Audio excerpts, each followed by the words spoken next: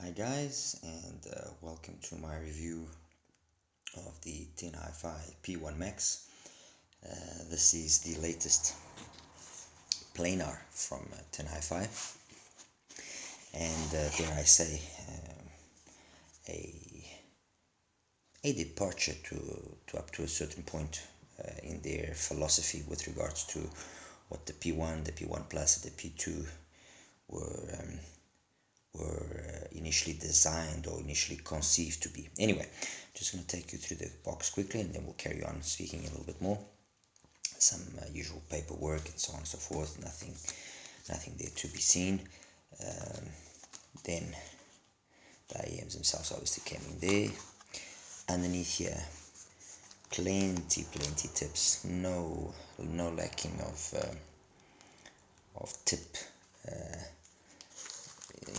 Fault, plus some more of the famous TinHifi foam ones, a little carrying pouch, the cable, which surprisingly is actually a half decent cable. I mean, it actually is not too bad. Even the ear hook and so on is not too aggressive. 3.5mm obviously, but fine, for all intents and purposes fine. I mean, this is an IEM which is being sold for around $150, give or take. So for that price bracket and everything, the overall accessory package and presentation, although simple, is decent. The only thing that I would have liked to have seen included would have been, instead of the carrying pouch, a little TinHifi carrying case, which I bought separately, and it just it speaks for itself. It's one of the nicest carrying cases out there. Kind of fake, well, I'm not sure if it's fake leather, but it's kind of leather finish, nice, solid, and it just matches the TinHifi beautifully. Anyway, that's the box out of the way. As for the IEMs themselves, well, one of the, again, along the lines of the Let's Sure S12, one of the more, let's say, normal shaped and normal sized planar IEMs out there. As you can see, it's a kind of a plastic resin shell of sorts. Can't really tell. I mean, to the feel, it seems to be a resin shell. Fits perfectly. I've got absolutely no issues with regards to the fitment and therefore the actual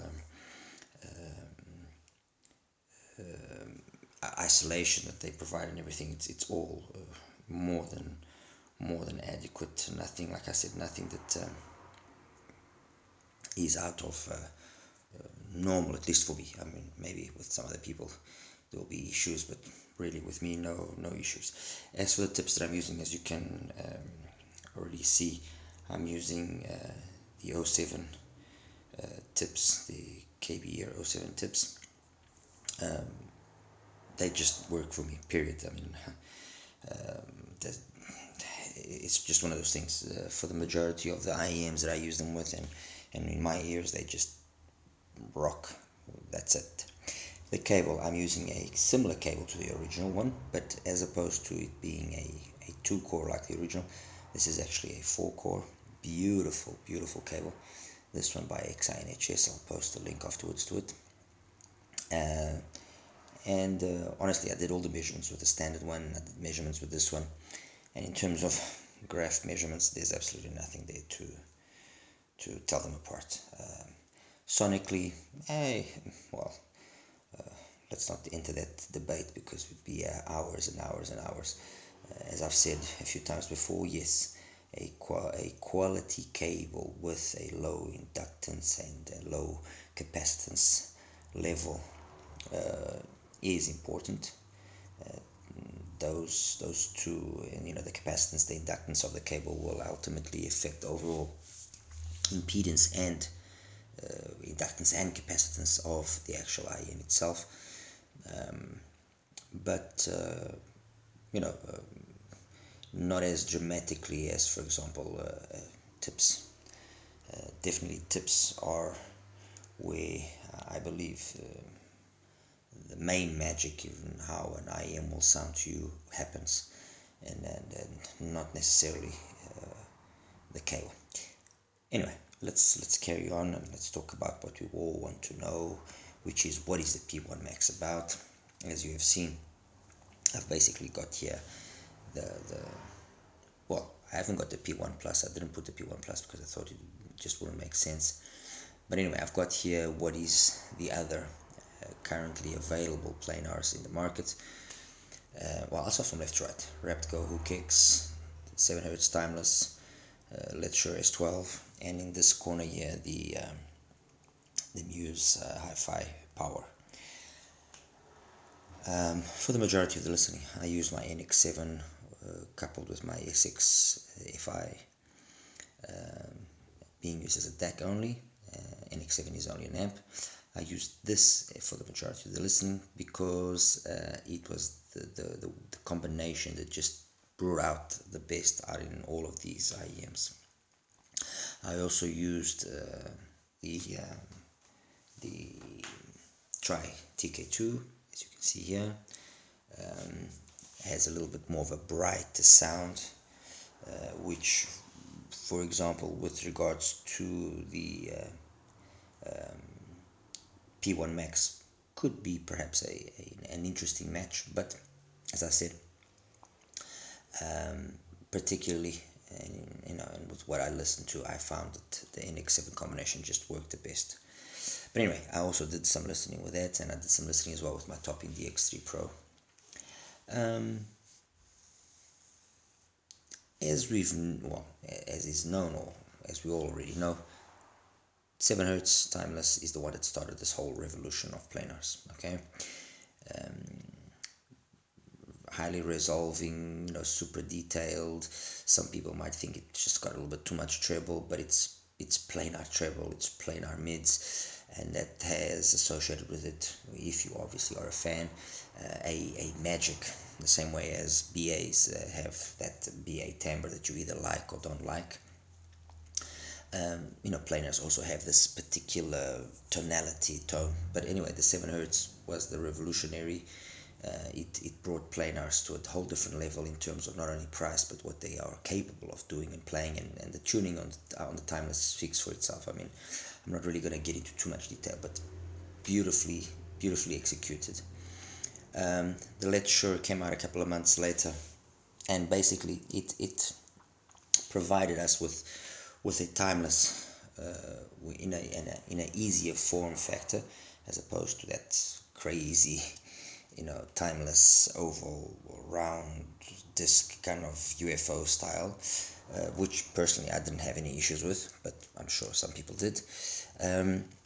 Let's Sure S12 provided basically the same kind of sound as the timeless, so resolving, detailed, but with better bass quantity to better match all the upper mids and highs. And I'm not gonna say there's something about the treble here that is slightly different. Okay, it's just different. It's well, I'm talking about obviously about my particular set, and it's different in the sense that it seems to be slightly more polished. Okay, all right. Anyway, but the biggest thing that the Let's Sure gave us was its price, and you can have this for about $150, which versus the $220 of the timeless made it well, probably one of the best IEMs you can buy under $200, if not the best. I'll go as far as that, because of the value that it offers, and one of the best that you can buy under $300. Okay. It is really a spectacular IEM, especially in the bass, because it's got all the quality that of the bass of the timeless, but with more quantity, and it's one IEM that a fellow reviewer, the short bus Michael, actually went to the trouble of EQing it and trying to see how far he could push it, and it becomes a bass monster basically. So for those people that like EQing and so on and so forth, this is probably a good choice. Then basically at the same time after these two came out, roughly 7 months ago, that, well, maybe a little bit longer, maybe closer to about a year now. This was about August, September last year, and this was earlier this year, so 6 months this, so 8, 9 months the timeless.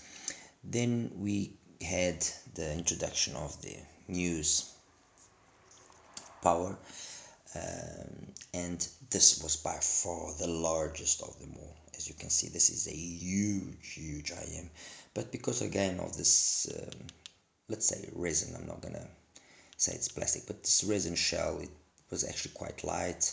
In my case particularly, I had no issues with it fitting in my ears beautifully.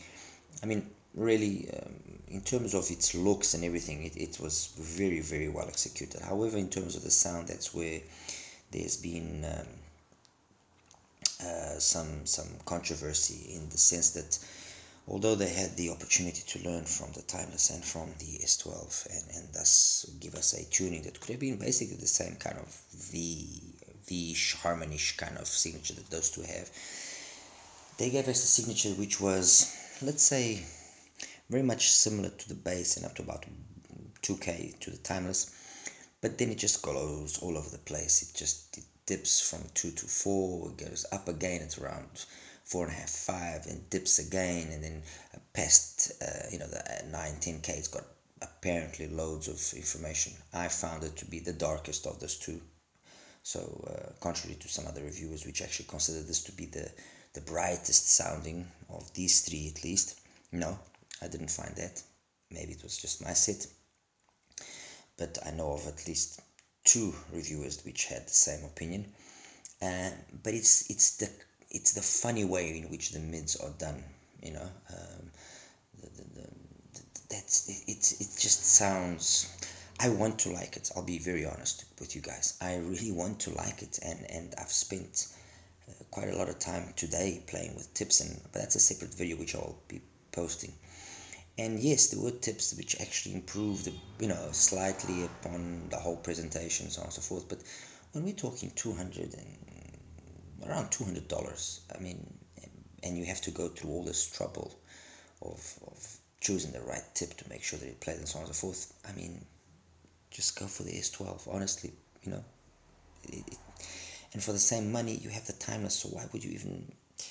And it's like I say, I really want to like it, and I really truly hope, and my review of the Muse was in no way bashing. I was just disappointed, anyway, but that's the news. And then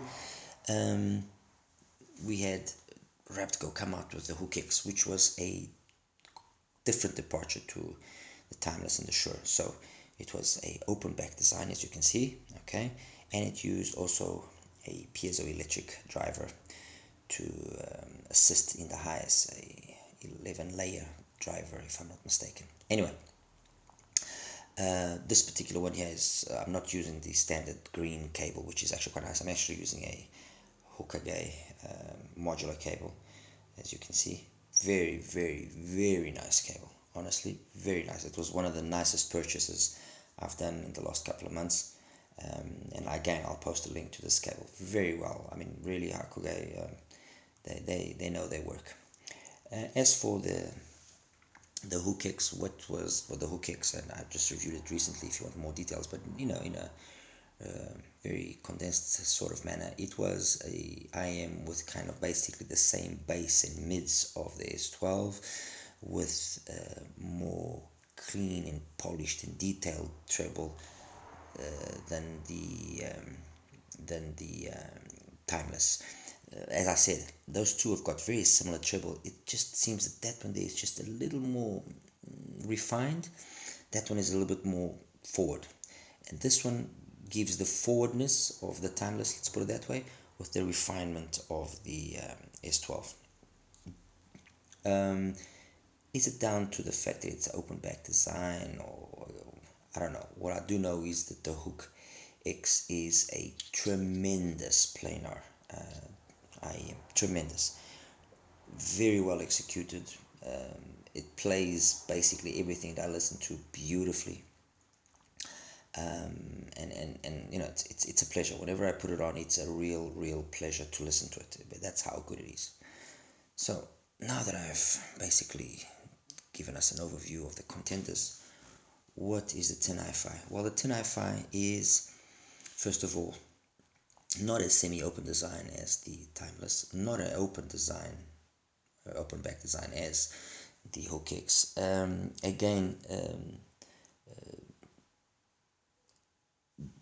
would say, sorry, not again. I would say that the design of it is more of a design which follows the lines of the S12 in terms of it's a normal closed back IEM, okay,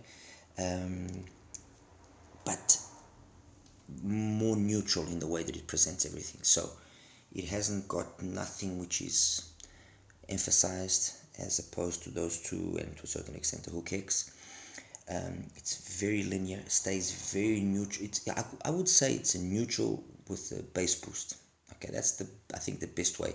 You can consider this to be what the P1 should have been. And I guess the fact that the P1 just didn't have the hardware in terms of the driver size, that was what didn't enable it, because I mean, this is a 14.2 millimeter driver, 14.8, 14.2, 14.2, so they're all relatively, 14.5 for the Muse, so they're all relatively big drivers, which obviously enable them to then have this ability to reproduce certain frequencies, especially the bass frequencies, in a different manner than the P1 and the P1 Plus were able to, because of them being only a 10 millimeter driver. I mean, I could be saying absolute nonsense right now, but I think I am right in my evaluation of this. The driver size here is the ultimate factor which determines its bass capability. And so I could basically say that this is a P1 Plus with even more bass. So the jump that we had from the standard P1 to the P1 Plus in terms of the bass, we have it again in this one. It's got basically the same kind of mids and highs with more bass.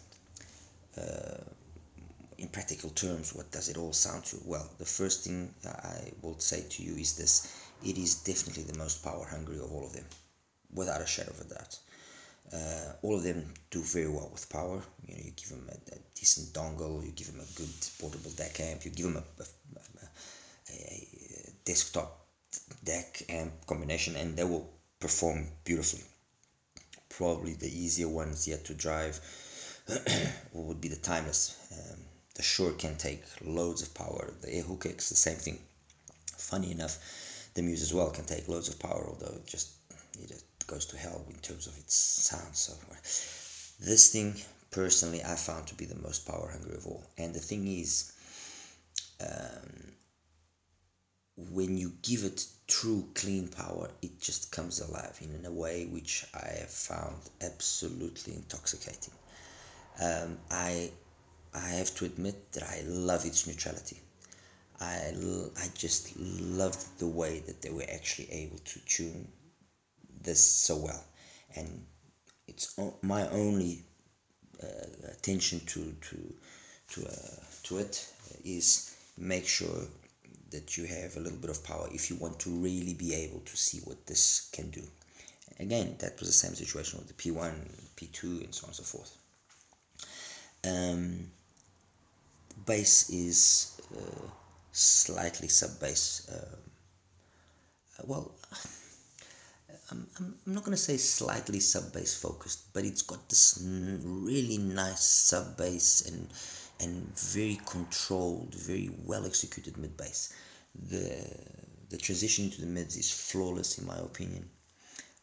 If anything, with regards to the mids, some people might find it maybe that it could have a little bit more, forwardness, and you notice that, for example, if you're listening to a Timeless or a Shure or a Hook X, and you straight away take them out and you put this on, yes, you do notice that there's less of that forwardness in some female voices. You feel that the energy some songs have is gone. You notice that, for example, Gregory Porter's voice, there's something that is just not the same thing, or Frank McCombs, what you're gonna do, the voice, but the truth is, and and I'm really trying not to come across as exaggerating, or is it doesn't really make a difference that it doesn't have the same kind of forward presentation that any one of those three they can have, because it marries so well with the rest of the frequency spectrum that it's just, I mean, I found the treble absolutely unfatiguing. No issues with the treble. Okay, ultimately in the technical capabilities you can say fine, all right, it doesn't have the same ultimate detailed retrieval of a timeless, maybe it doesn't create the same kind of stage that you get from the timeless, or from the Hokex, or from the Shure. Maybe the imaging as well is not, you know, just 100% what those three can do. But honestly, it's what it does really well, and in no way that I ever or did I ever found a song that I said, ah, okay, I wish. No, if anything, and I'll repeat this again, if anything, a little bit more power. That's all. I found that just turning the volume up a little bit, it just straight away enabled me to get that little extra width in the stage, that little bit extra capability of imaging better, that little extra capability of the little detailed retrieval. That's all that it really, in my opinion, needed, and needs, most of the time. Most of the time. There are songs. I mean, Daylight, from the sound, the female voice. Yes, you can notice that sometimes it would have been nice there to be just that little extra that those three have in terms of their, forwardness, or liberty from a net aspect. The voice and the piano, again, the same thing. But honestly, I'm nitpicking here when I say that. I'm really trying to find a fault to what I consider to be an extremely well tuned alternative to the more, let's say, harmonish V signatures that those three kind of offer. And so a perfect, let's say, confirmation to what I said when I reviewed the Muse, which was, if you're going to present something that's tuned differently, then make sure that it is different in a good way. Don't make it good, or don't make it not good in that difference that you want to implement. Make sure that you want to, do things, but make sure that it's good. And they had the benefit of learning from the S12 and the timeless, and to have allowed the IEM to come out without, in my opinion, a little bit further investigation from reputable IEM reviewers. I mean, I'm not even saying that they should have spoken to me. I mean, I'm nobody. Go speak to other people which are well known. I mean, Chronicle, HBB, Super Reviews, Giz Audio. They are way more, let's say, reputable. Speak to them, get their opinion on what they think. If they had done that, because the potential is there. That's the thing that frustrates me the most. The potential on the Muse is there. That would have been a success. TinHifi was smart. They did it properly.